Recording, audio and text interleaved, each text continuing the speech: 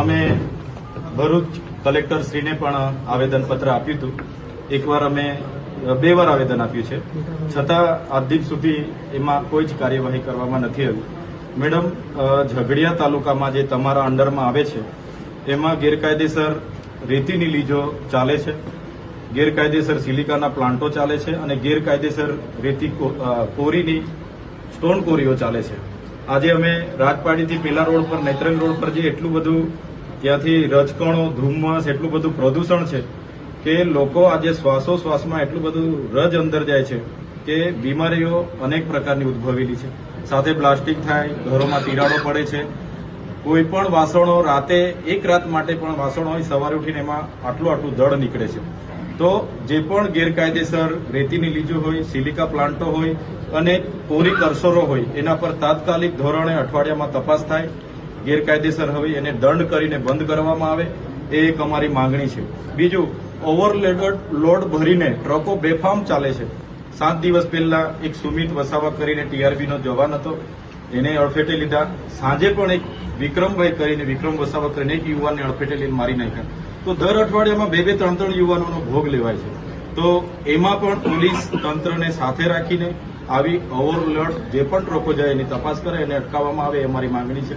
ત્રીજું કે આટલી મોટી જીઆઈડીસી છે ઝઘડિયામાં, બહારની આટલી બધી કંપનીઓ છે, સ્થાનિકોને માત્ર દાળિયા મજૂર તરીકે બોલાવવામાં આવે છે. બહારના લોકો આવે એને વરસ, 2 વર્ષ કે 3 વર્ષમાં પરમેનન્ટ કરી દે.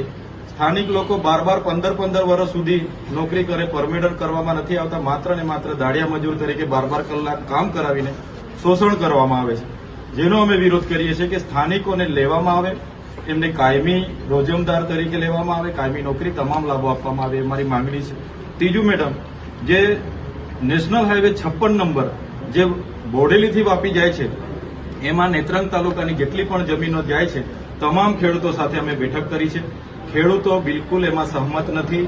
તમે જે જંત્રી ભાવ પ્રમાણે સંપાદનની પ્રક્રિયા ચાલુ કરી છે એમાં ખેડૂતોની બિલકુલ સહમતિ નથી. એટલે આ અનુસૂચિ 5 વિસ્તાર લાગુ છે. તમે સુપ્રીમ કોર્ટનું જજમેન્ટ, સમતા જજમેન્ટ જોઈ લેજો.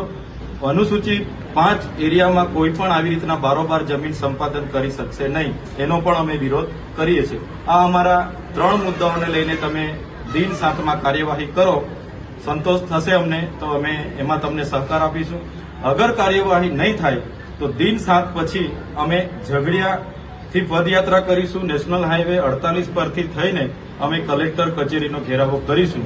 અને રસ્તાઓ માટે અમે 2 વાર આવેદન આપ્યા, 1 વાર રસ્તા રોકો આંદોલન કર્યું. આજે પણ રસ્તાઓ રિપેર નથી કર્યા. અને આજે તમે સ્ટેચ્યુ ઓફ યુનિટી માટે આપણે ગોવાલીથી આવીએ, અહીંયા એટલું બધું ટ્રાફિક હોય, એટલા બધા ખાડા છે.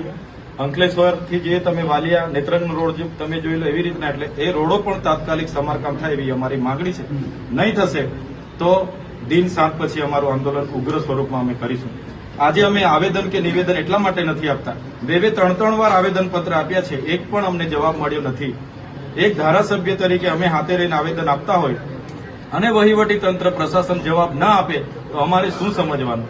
એટલા માટે કહીએ છીએ, આ ગેરકાયદેસર રેતીની લીજો હોય, સિલિકાના પ્લાન્ટ હોય કે સ્ટોન કોરી હોય, એના હપ્તા તમામ અધિકારીઓને મળે છે, તમામ નેતાઓને મળે છે. એટલા માટે કાર્યવાહી નથી થતી. એટલે હવે અમે સંવાદમાં નથી માનવાના. હવે અમે સંવિધાનને પણ સાઈડ પર મૂકીશું. આવનારા સમયમાં ઉગ્ર આંદોલન થશે. નેશનલ હાઈવે બંધ કરવાનું થશે તો કરીશું. કલેક્ટર કચેરીને તાળા મારવાના હશે તો કરીશું. દિન 7માં નહીં કાર્યવાહી થશે, તમામ લોકોને આહવાન કરીશું અને ખૂબ મોટું આંદોલન અમે નેશનલ હાઈવેથી કરતા કલેક્ટરે પહોંચીશું. આ રજૂઆત લઈને અમે તમારી સમક્ષ આવ્યા છે.